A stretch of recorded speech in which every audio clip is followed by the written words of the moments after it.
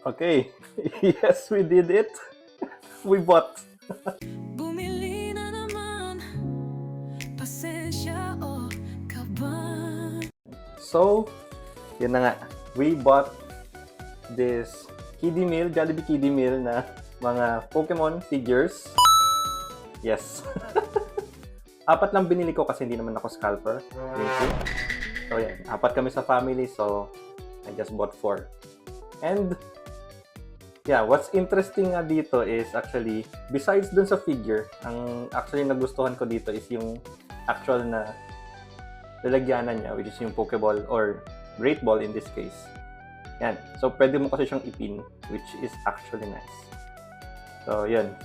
And, of course, di maalis dito. I-compare natin syempre kung ano ba yung quality ng mga figures ito compared dun sa mga nakasunayan natin. So, we have here, I guess, pang set ng sample, Moncold Pikachu. Kung suswertehin tayo. And, we have here yung Munchlax na Blockies and Psyduck. Meron ako nito nung mga Moncold, kaso hindi ko na makita. So, baka tinago ng anak ko. So, ito na. Ito na lang muna gagamitin. Okay?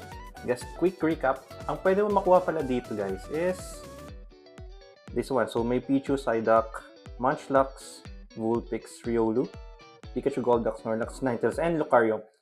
Pero, based doon sa mga napapanood natin, iibahin naman natin yung chase natin.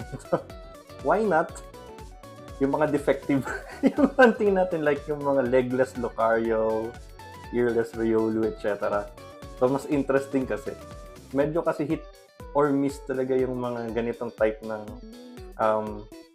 kids meal na toy. So, yeah. Samahan nyo ako as we go about it.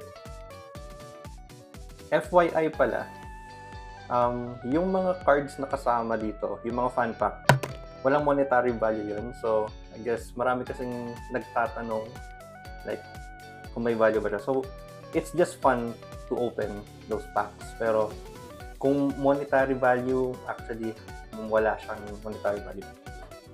Without further delay, let's go! Nice! Pokeball. Clip. Tingnan natin kung ano nakuha natin. First Pokemon. It's a Psyduck! Nice! Nice. Compare natin siya dun sa quality ng mga blockies. Actually, in fairness, maganda yung quality ng figure dito ngayon sa kids meal na to. Which is nice. Sayay.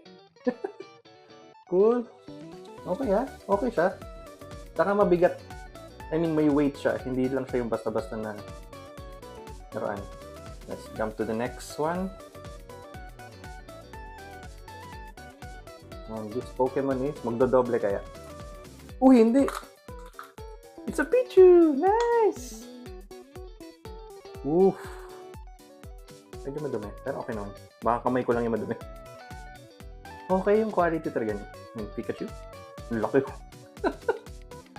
Gawin natin. Box number 3.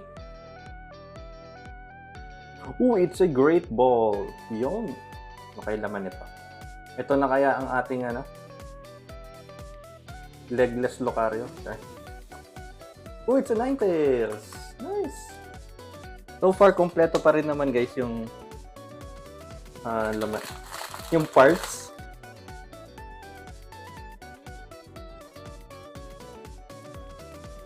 Nice. NANI? Eyeless. Eyeless na Ninetales. Okay, nice. Sorry. Naman 1, 2, 5, 6, 7, 9 naman. But we got the eyeless Ninetales. Good job! First defect figure natin. And last box. Let's see. Ooh! Riolu! Ay! Yes, Riolu! Nice! So far, so good.